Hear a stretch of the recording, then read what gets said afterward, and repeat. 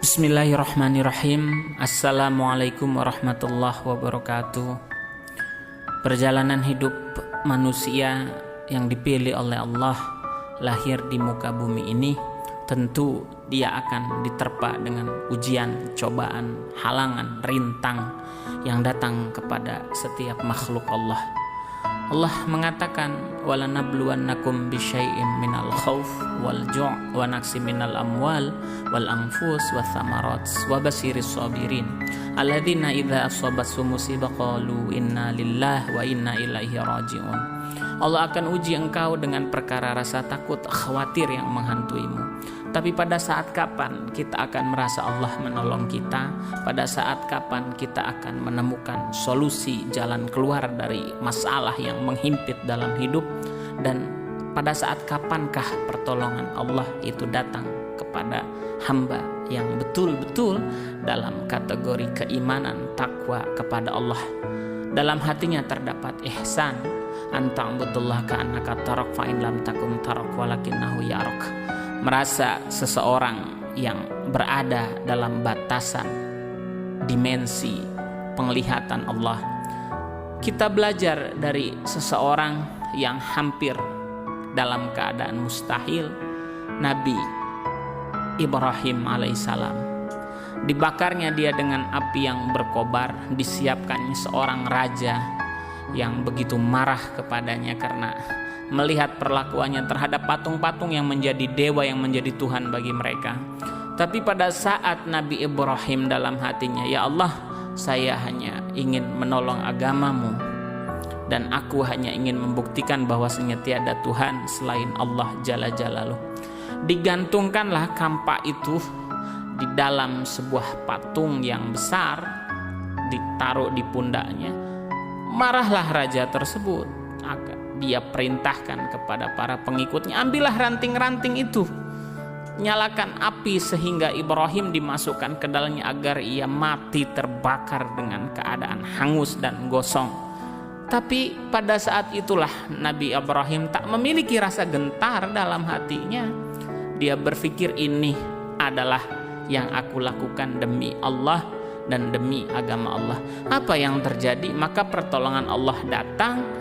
Pada saat Nabi Ibrahim dibakar dalam keadaan hidup-hidup, dia ternyata tak merasakan sedikit pun api itu menyentuh kulitnya yang mulia itu. Bahkan dimaktubkan dalam Al-Quran, ya narukuni bardan wassalaman ala Ibrahim. Pada saat kapan kita akan mampu merasakan pertolongan Allah? Maka kalimat yang paling tepat adalah in tansurullah yang surukum. Apabila engkau senantiasa menolong agama Allah, engkau senantiasa membela agama Allah, berjalan engkau dalam koridor keimanan dan ketakwaan kepada Allah, maka pada saat yang tepat Allah akan buktikan dengan cara menolongmu dari sesuatu yang tak bisa engkau lakukan, keluar dari himpitan masalah yang ada pada dirimu.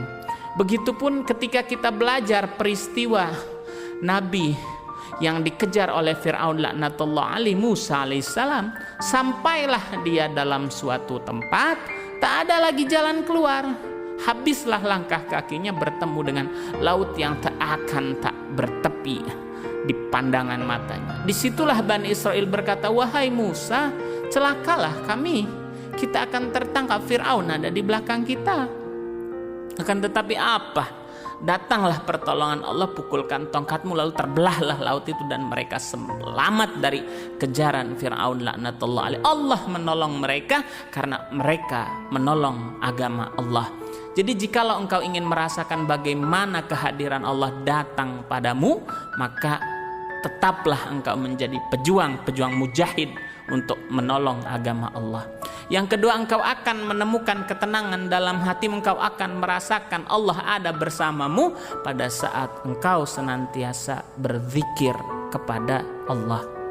Kita ingat ketika Nabi Yunus alaihissalam frustasi dalam keadaan umatnya yang sudah tak mampu lagi di antara mereka untuk beriman kepada Allah, rasa kecewa menyelimuti dalam hatinya, dia tinggalkan kaumnya. Dia naik sebuah perahu besar.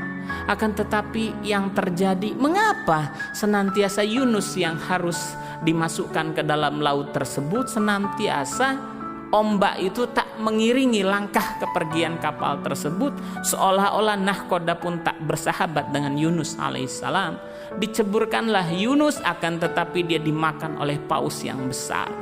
Harusnya hancurlah tubuhnya, remuklah seluruh tulang-tulangnya, akan tetapi tidak, kata Allah. Mengapa? Walaupun ada rasa kecewa dalam hati Nabi Yunus, akan tetapi dia senantiasa berzikir kepada Allah.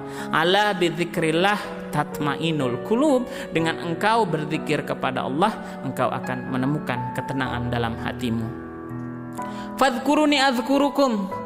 Di saat engkau mengingat Allah, Allah akan mengingatmu, dan disitulah engkau akan menemukan di mana Allah.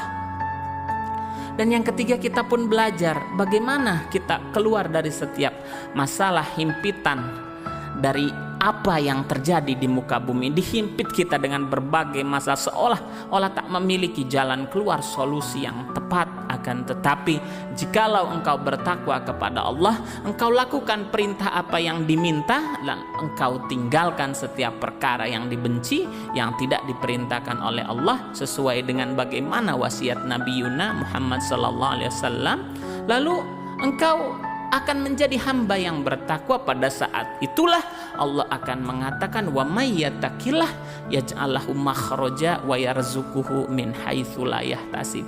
Di saat engkau dalam keadaan takwamu, engkau ketika menemukan sebuah masalah, himpitan yang begitu luar biasa, sulit engkau keluar dari masalah tersebut, akan tetapi kata Allah, aku akan berikan jalan keluar kepadamu dengan segala hal yang tak bisa engkau gambarkan dengan logikamu. Inilah maksud Allah mengajarkan kita untuk senantiasa bersandar kepada Allah.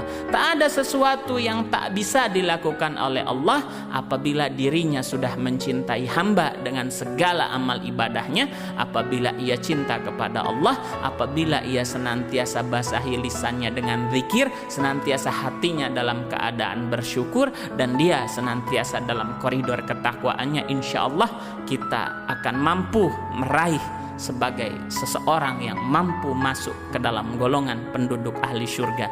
Amin ya rabbal alamin.